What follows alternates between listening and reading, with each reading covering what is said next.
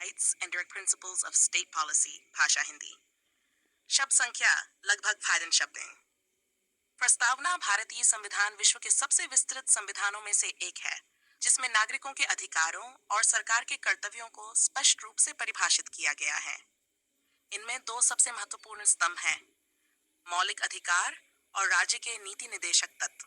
ये दोनों न केवल भारतीय लोकतंत्र की आत्मा है, बल्कि एक आधुनिक, न्याय संगत और समतामूलक समाज की दिशा में देश के संकल्प को दर्शाते हैं।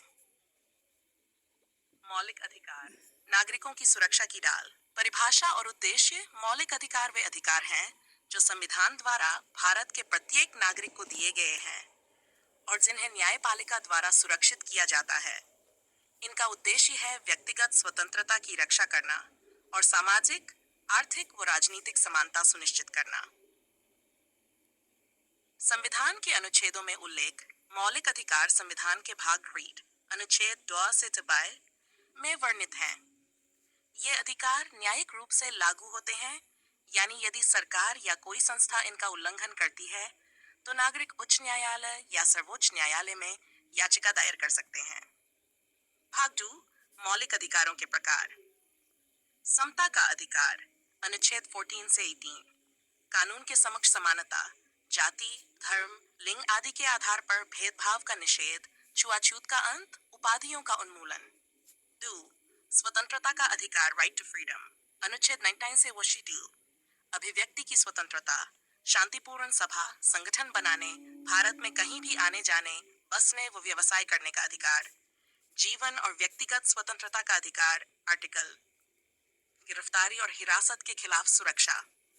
शोषण के विरुद्ध अधिकार राइट अगेंस्ट एक्सप्लॉयटेशन अनुच्छेद 1 और 2। मानव तस्करी, बंधुआ मजदूरी का निषेध। 14 वर्ष से कम आयु के बच्चों से खतरनाक काम कराने का निषेध। धार्मिक स्वतंत्रता का अधिकार अनुच्छेद 1 से 61।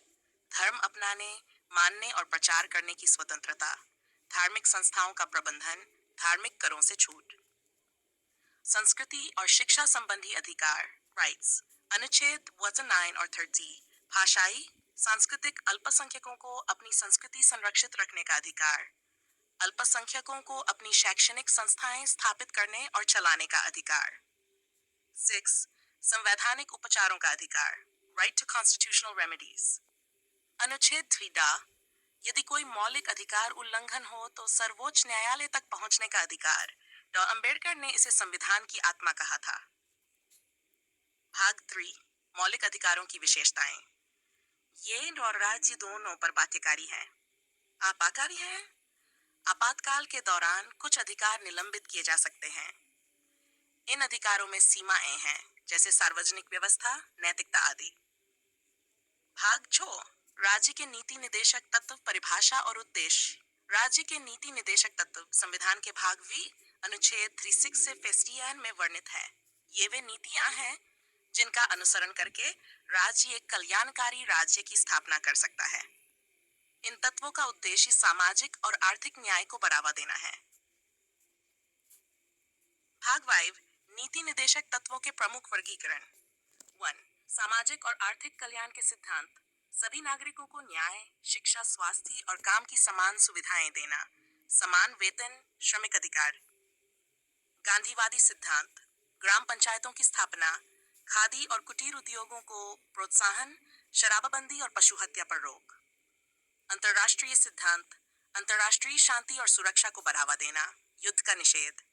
भाग 6 मौलिक अधिकार बनाम नीति निदेशक तत्व, विशेषताएं। मौलिक अधिकार, नीति निदेशक तत्व। कानूनी बाध्यता, न्यायिक रूप से लागू, गैर न्यायिक, संरक्षण, नागरिकों के लिए, राज्य के लिए। उद्देश्य स्वतंत्रता और समानता की रक्षा, कल्याणकारी राज्य की दिशा।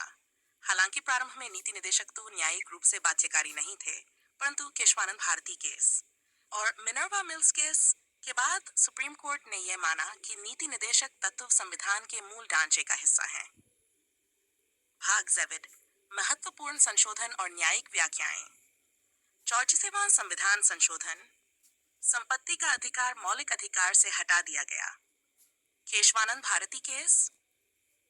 न्यायपालिका ने संविधान के मूल ढांचे को अडिग घोषित किया। मिनर्वा मिल्स केस, मौलिक अधिकार और नीति निदेशक तत्वों में संतुलन की आवश्यकता को रेखांकित किया। भाग 8, वर्तमान प्रासंगिकता।